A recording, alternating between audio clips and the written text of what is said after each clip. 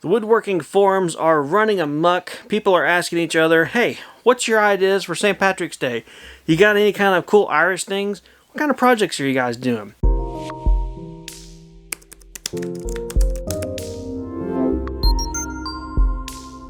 Hey everybody, my name is Sam and welcome back to Samcraft. In today's video, I'm going to share with you a custom creation that I came up with and made on the CNC for a wall art home decor knotwork inspired shamrock. This project starts off where every single other CNC project does, on a computer. We're going to hop over into my CAD software of choice, which is Carveco Maker. If you're looking for a software, I would highly recommend Carveco, and there's a link to it down below to learn more and get a copy for yourself. I sourced the base vector from a graphic artist online and then took it to the next level. I Samcraft that vector. I knew that I wanted a larger sign with smaller details inside it and something that kind of had a little bit of a repeating pattern, which is common with knotwork artwork.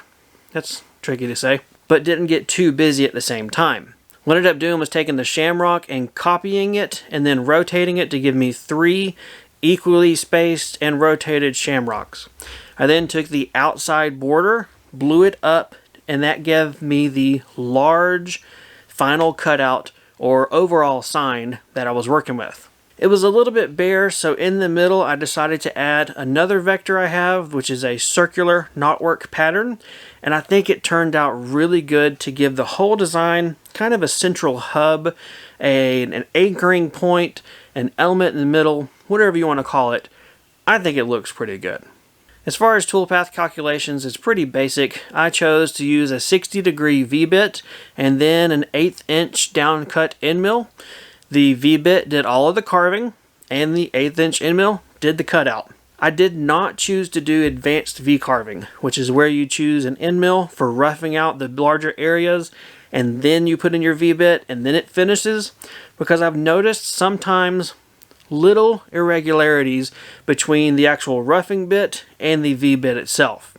Now, if I have a large amount of material to hog out, I definitely do the roughing passes.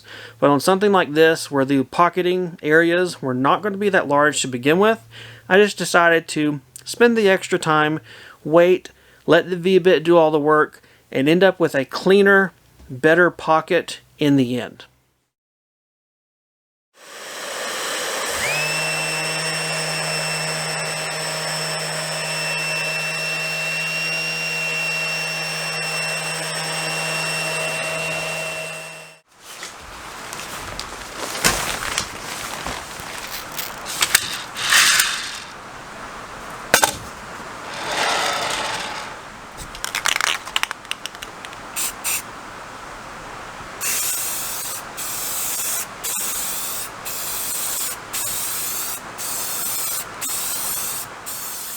It's time for me to go ahead and load the material up for the CNC, and for this job I chose a sheet of Baltic birch plywood. I sanded both sides and then painted one with a very good quality paint and primer all in one, spray paint. I probably have about 4 coats of paint on here, and between each coat of paint it dried at least for 24 hours in a climate controlled area, aka home office, and I made sure that it was totally dry before I applied the next coat. The final coat has been sitting and curing for 3 days now, and now it is ready for machining. That's one thing that I found to be the most time consuming of CNC projects, is your actual material prep and paint cure time. However, it's one of the most important things too, because that's the finished look and surface of your final product. Alright, let's go ahead and load this up on the CNC, clamp it down, and start cutting.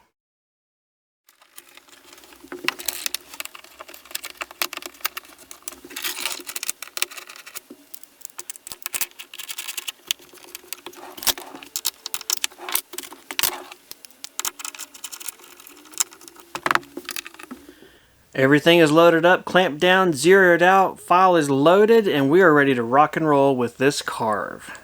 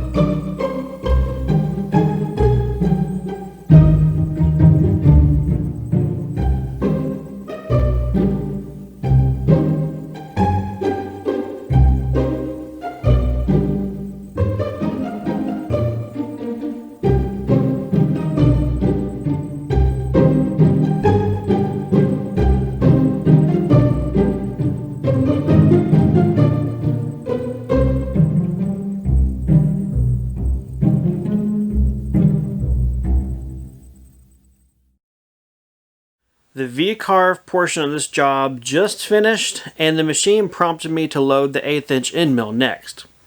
What I'm going to do, I hope I don't regret, because I'm kind of doing things backwards from what I'm used to doing. Alright, let me explain what I mean. What I'm going to do is stop the job, totally stopped it. It rehomed the machine, and I'm going to rerun the job. The reason I'm going to do this is because I want the V-carve to do 2 passes, and this is what I consider to be my finishing pass. This second go around of the V-carve, yes, will cut a lot of air, but it's also going to do a great job for removing the fuzzies and any kind of leftover bits that it missed on the first carve. I found that redoing V-carve jobs on signs like this really do good to minimize my sanding, my finish work, and give me a better looking project in the end.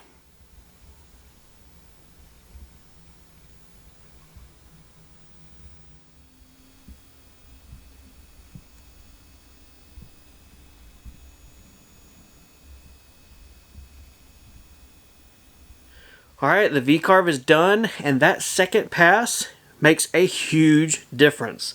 It really saves a lot on your finishing time, your sanding time, and the overall look and quality of your project. I highly, highly, highly recommend you do 2 passes with your V-carves like I do, because we're all in the looking good business, right? Thought so. The last step on this cutout is to install my 1/8 inch down cut end mill, let it zip around the profile and perimeter, and make this board with a carving into a sign with a carving.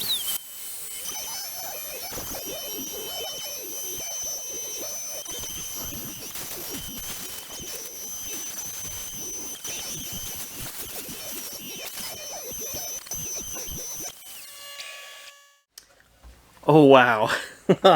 Wow, this looks really good. I'm kind of digging this little guy. Tell you what. Alright, now it is done with the CNC. I get to have the fun part of sanding and clean up. However, a ton of that has been taken care of by doing that second V-carve pass. So I really only have to do the perimeter, maybe a little cleanup here and there in the carves, and where my bridges or tabs were holding the piece on. Everything is sanded up, nice and crisp and clean, and I'm really pleased with the outcome. Next thing to do is actually spray this down with a clear finish, probably shellac in my case. It's one of my favorite finishes because it's quick to dry, it's a natural-ish product, and it doesn't put off a lot of bad odors that linger around in the workshop. I'm going to spray this not only to seal the wood in here and cover the paint and everything, but also to prepare this for the step that follows after that, which is adding some color to the inside of the sign.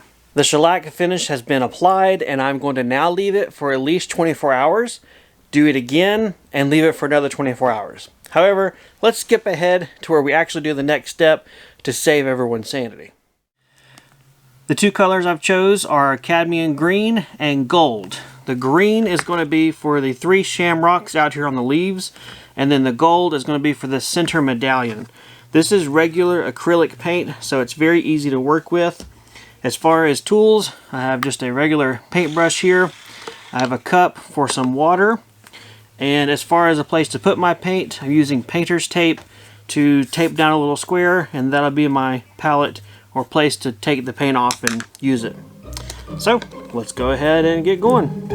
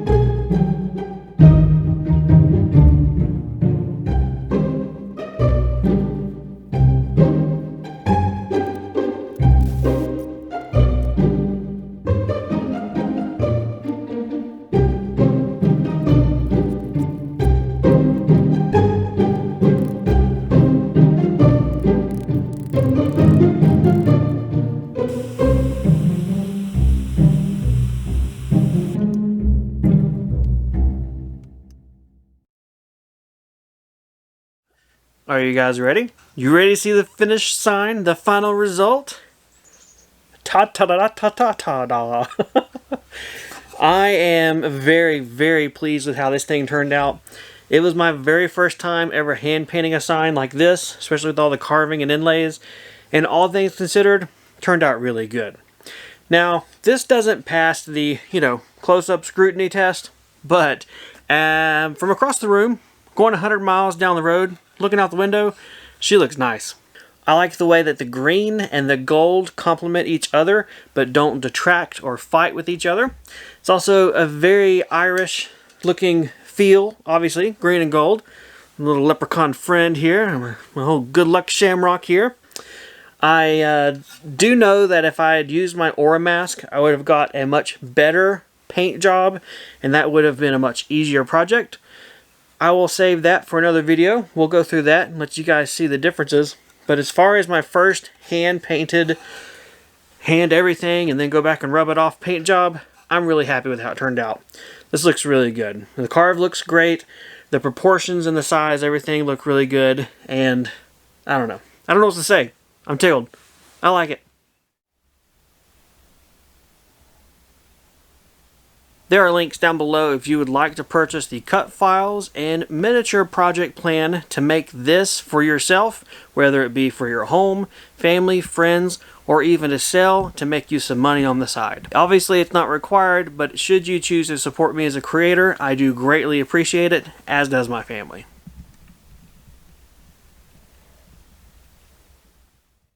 Well guys, I hope you enjoyed this project. If nothing else, I hope it was entertaining, maybe a little educational or inspirational to get you guys thinking, the creative juices flowing, and you getting out there and making some cool stuff in your workshop as well. If you have any questions or comments, leave them for me down below. Otherwise, take care, and I'll see you guys next time in the workshop.